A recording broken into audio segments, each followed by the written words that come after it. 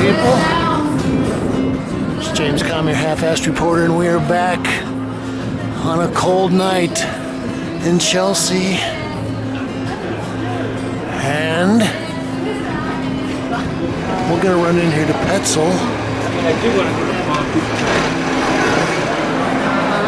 We're going to look at an exhibition of work by Dana Schutz titled Imagine Me and You.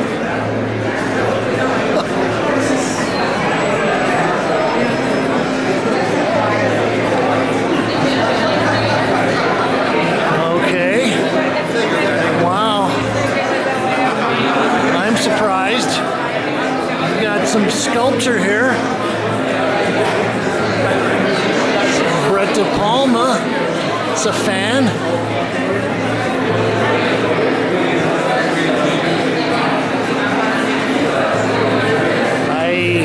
Started seeing Dana's work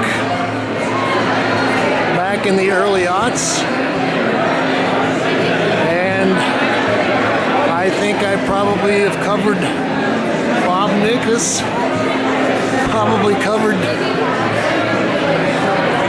damn near all of her shows for the last,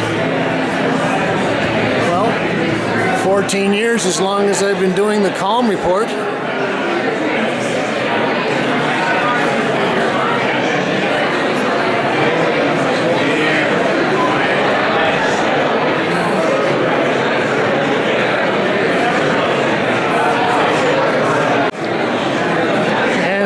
I started covering the work when she was showing with LFL Gallery.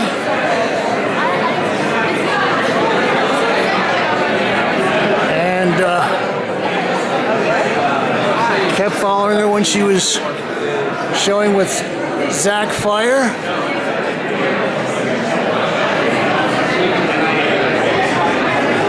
And I think I've covered at least the last show that she had here at Petzel.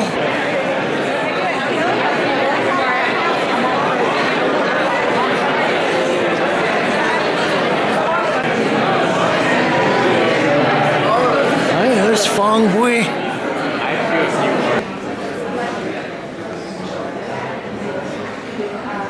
We'll start our little viewing here, looking at the piece in the Atrium Gallery.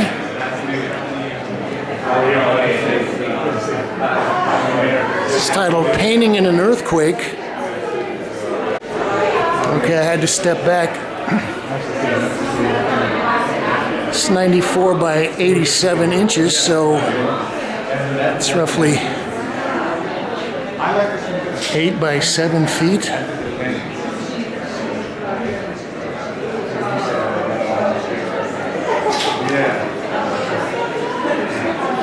Okay, they talk about her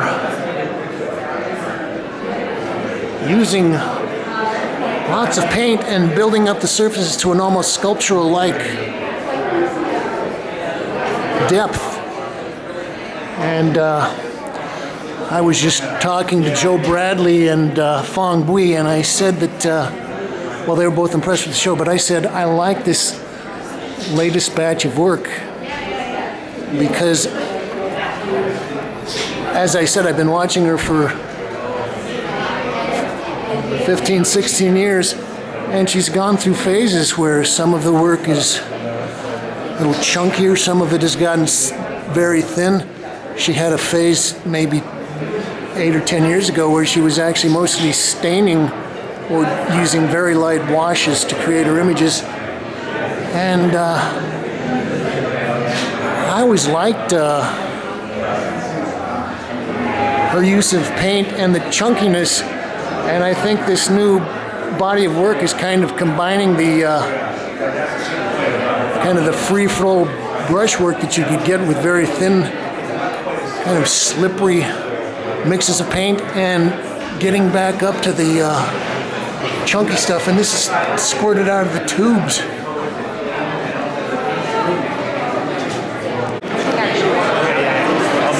Okay, here is the surprising part of the show. This is the sculpture. She's got... Hello. Hi, gentlemen. Good. It's a good show. I'm liking this. This is titled Sun Lady. Bronze 44 by 17 by 16 inches. I was looking in from outside and I saw the sculptures sticking up over the crowd. And, well, I was confused. I was wondering whether this was a two-person show. But gosh, it turns out that Dana is doing bronze sculpture.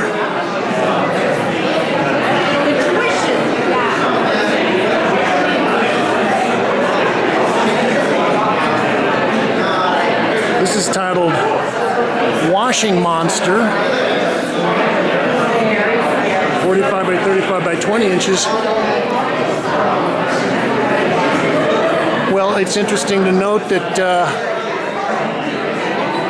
there have been, not a lot, but several artists that are known more for their painting have gone into sculpture. Nicole Eisenman would be a good example. Okay, I especially like these little global forms there, the little polished buttocks.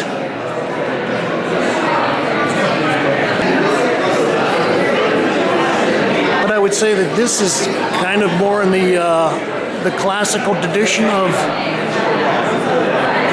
cast bronze rather than ceramic or assemblage that some of the other people have been using. This is titled Smoker. Oh, I get it.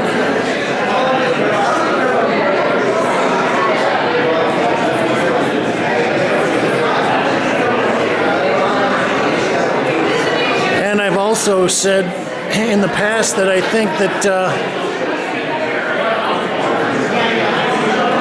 whether or not she's aware of it, I think that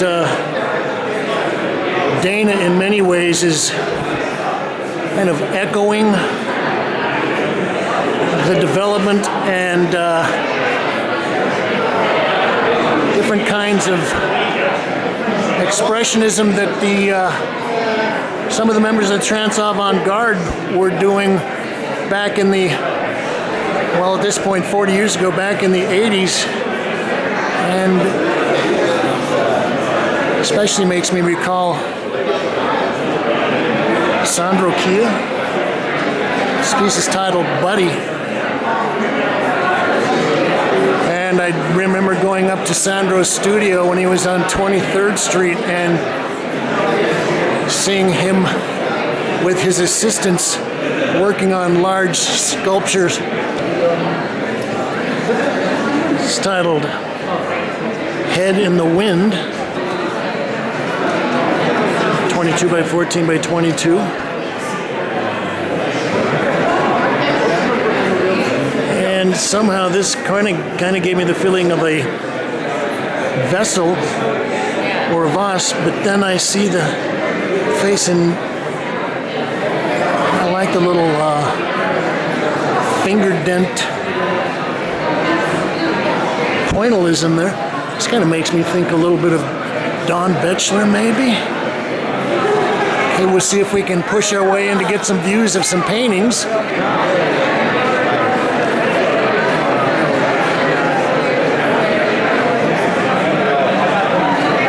Touched 2018 oil on canvas, 30 by 26. And this is a good example of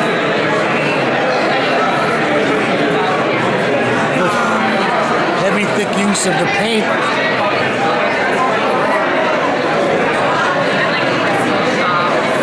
I was thinking when I was a little kid it was very fashionable to make little plaques with handprints in them and you could sort of stack them or hang them on the wall, and those two breast forms with the fingerprints in there kind of recall that.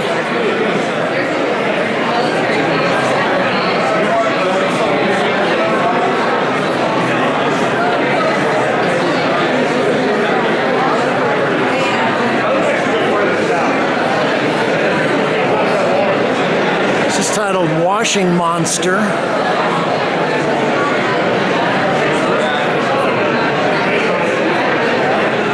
This is kind of interesting because she's kind of keyed her palette towards the grays. It's 94 by 87. And I was thinking that little hand there is almost rococo.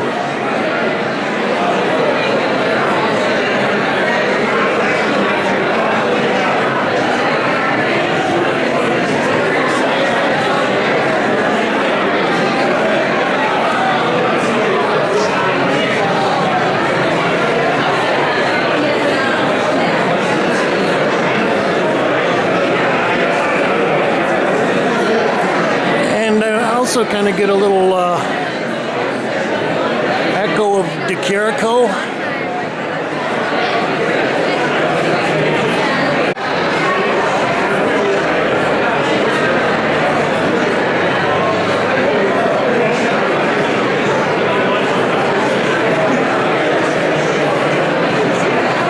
This is Trouble in Appearance. There's David Solly. Yeah, a little poaching expedition here. Most of these paintings are fairly large, and the show is packed with all of the New York painting crowd. I thought this piece in particular kind of reminded me or made me think of Pacabia, particularly his Monster series from the late 20s, early 30s.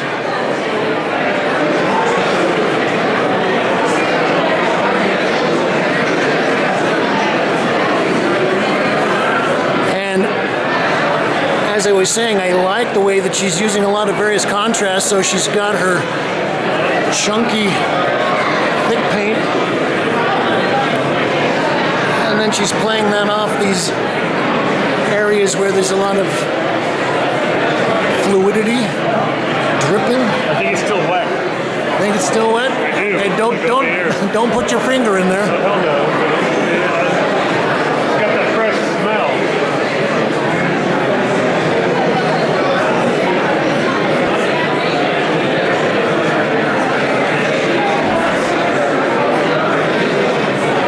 This is a big painting titled The Visible World.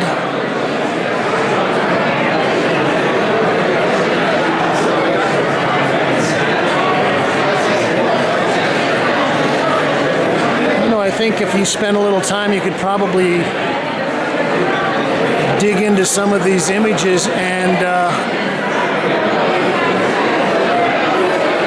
get more specific with some of the sources on these.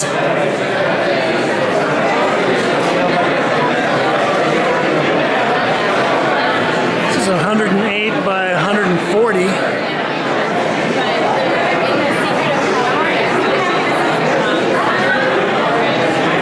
Roughly 9 by 12 feet.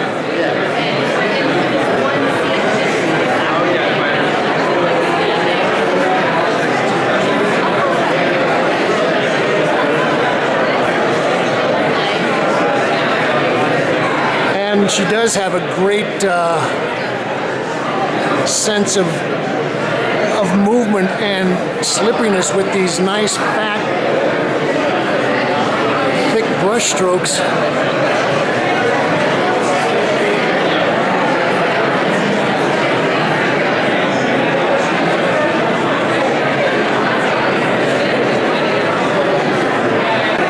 That's a nice color combination.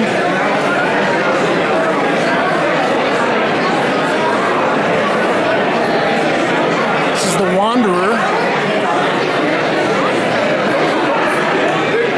2018 oil and canvas, 90 by 72.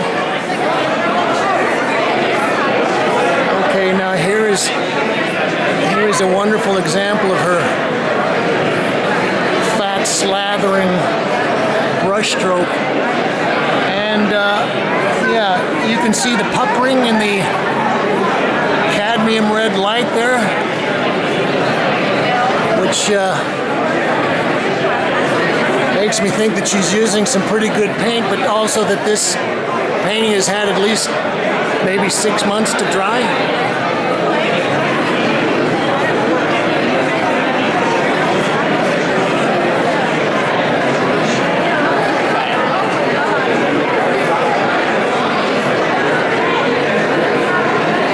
Maybe she's looking at some of the classic Italian romantics.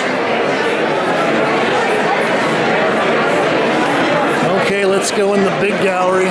Oh gosh, there's the artist right there, Dave Humphreys.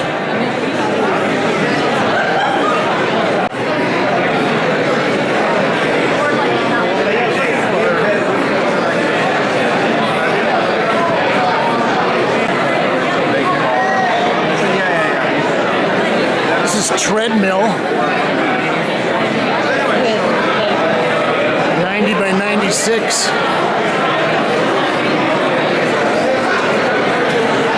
Well, I guess I can talk a little bit about some of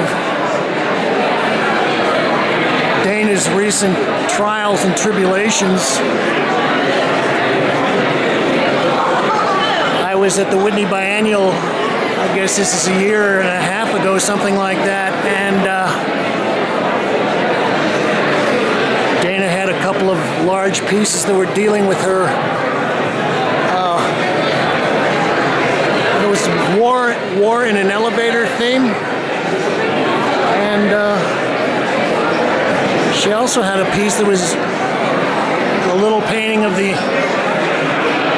Emmett Till funeral.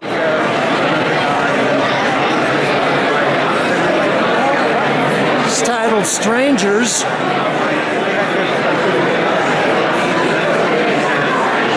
'84 by '88.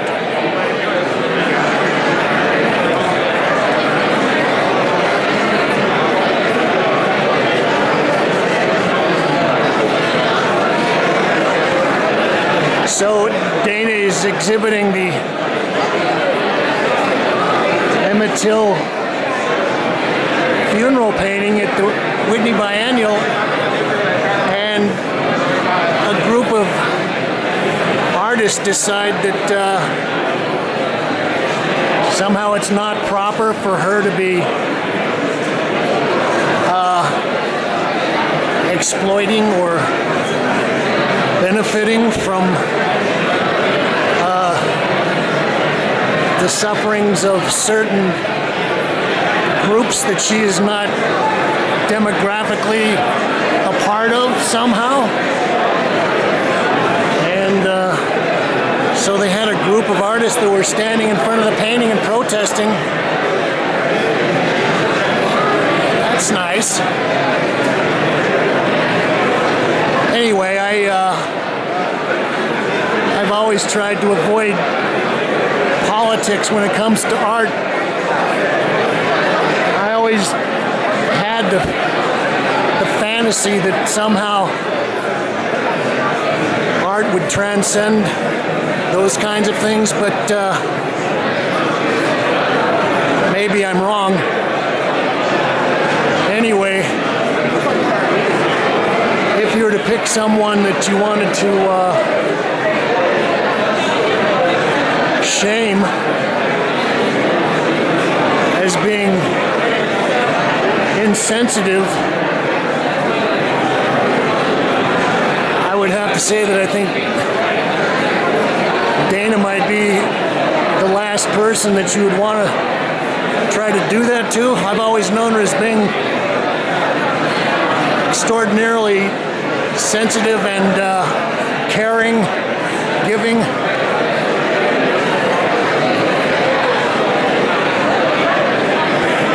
This part up here kind of makes me think of Philip Guston.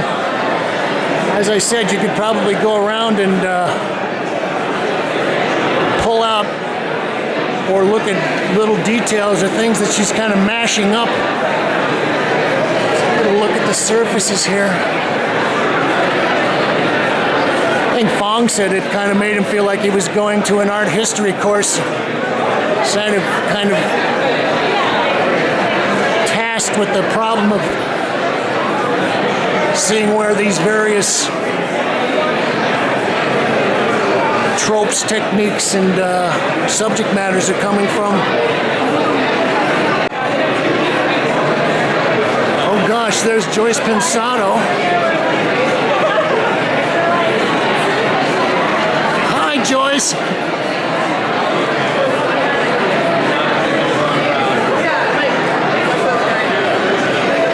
It's titled Boatman.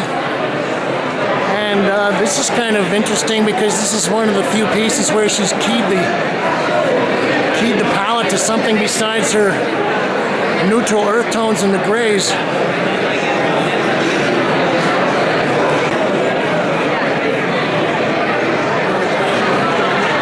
I like the way that she's handled that big head.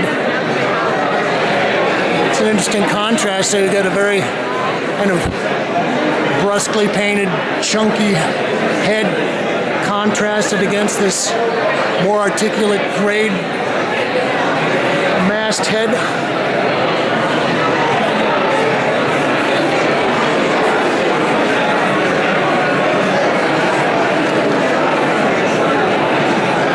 Oh, this is only 88 by 75 inches.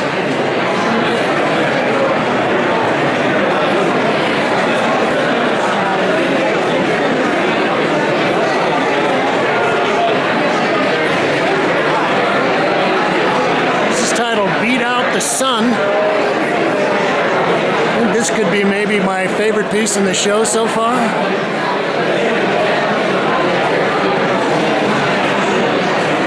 And some of these references are so obvious. Okay, this recalls the late Picasso. A little 2x4 there could have been taken out of a Philip Guston plan painting. I think the collection of these masks makes me think of James Ensor.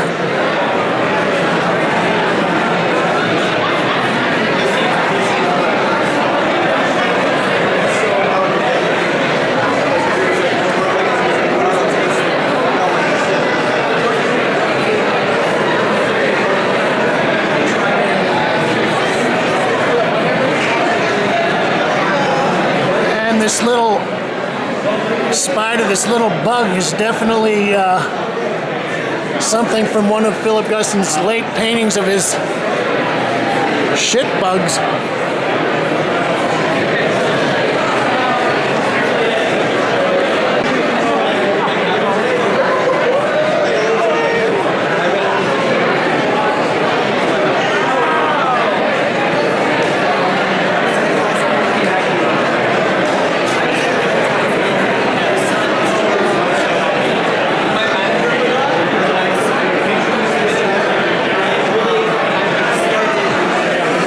This little hidden face back here in the corner.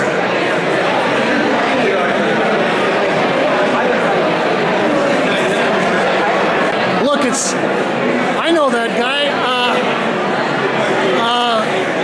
Jerry something, right?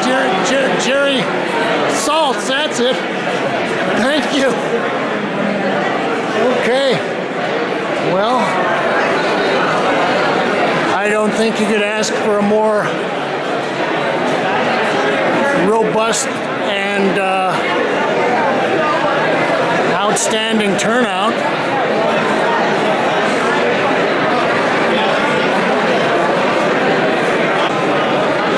Well, I've been waiting here for 10 minutes to see if I could get a clear view of this piece.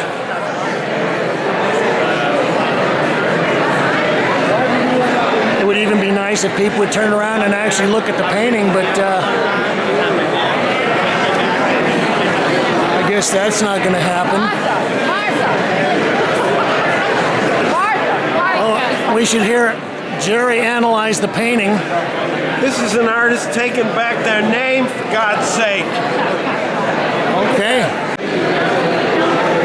Jerry is pointing out the fingers. There's a lot of fingers in here.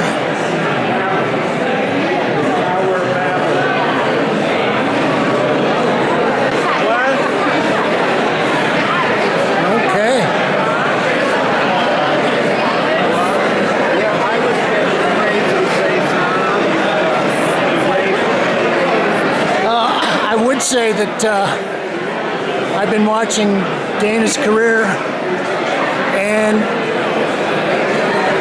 she always seems to have one or two showstoppers, huge, massive pieces, very ambitious pieces in the show. And I think one of the things about this latest batch of work, and this is just from a painterly technical side, is that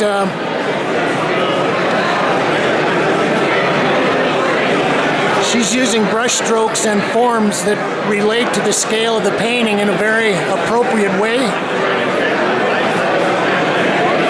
And you might not understand this unless you've been working as a painter, but somehow there's a nice relationship, if you can pull it off, between, say, a canvas that is this size and the brush strokes. But what you wouldn't want to do is generally be working on a canvas this size and be using little double-aught brushes. I mean, maybe you could do that in a few places, but generally I think somehow the size of the brush, the width of the brush, the length of the sweep of the arm, all those things are related to how this image comes together as a painting. And this is the kind of stuff that only ends up coming to you after you've been painting for a couple of decades.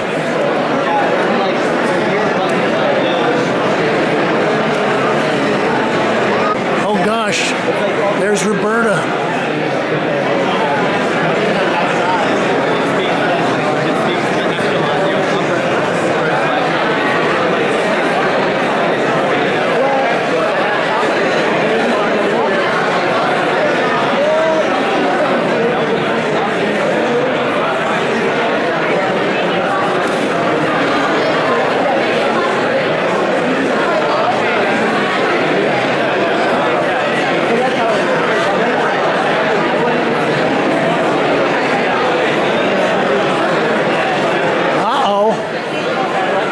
Turning out the lights.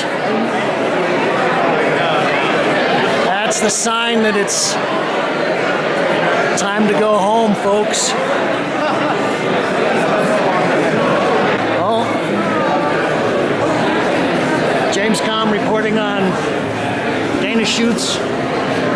Imagine me and you. I do. Here at Petzel. You can like this, subscribe, share, recommend it to your friends. You can also add your thoughts, critiques, reviews, comments, and suggestions below. But please, friends, let's all say thank you, Kate.